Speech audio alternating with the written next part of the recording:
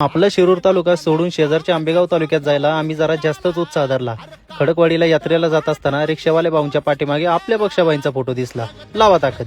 तर नमस्कार मित्रांनो, यात्रेच्या दिवशी गाडा आणि बैल पुजावी लागतात असं सांगून सोपं काम हाती घेतलं आणि थोडासा कामचुकारपणा करून पिकअप वरती चढून बैल बांधायला मात्र संघटनेला सांगितलं।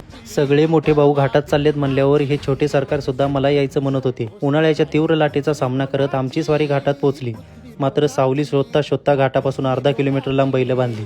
मित्रांनो, तुमच्या नेत्राचं पारणं फेडण्यासाठी आज आहेत बघा चारी सुद्धा गावठी।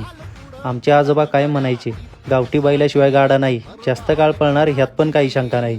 आजच्या जुकाट्याने एवढं स्पीड लावलं की घड्याळ डायरेक्ट 10 सेकंद 89 मिली पॉईंट आलं। असं डबड्यासमोर नाचून आनंद साजरा केला आणि फायनलसाठी अशी 8 बैल निवांत बांधून गप्पा गोष्टींचा खेळ सुरू झाला। मावळत्या सूर्याला नमस्कार करून फायनलसाठी बैल सोडली, पण 5 वाजता सुरू होणारी फायनल 7 वाजता सुरू झाली।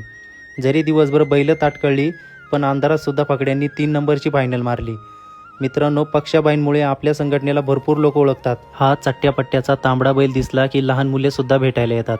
मित्रांनो, तुम्ही हा व्हिडिओ कोणत्या गावातून पाहत आहात ते मला कमेंट बॉक्समध्ये सांगा।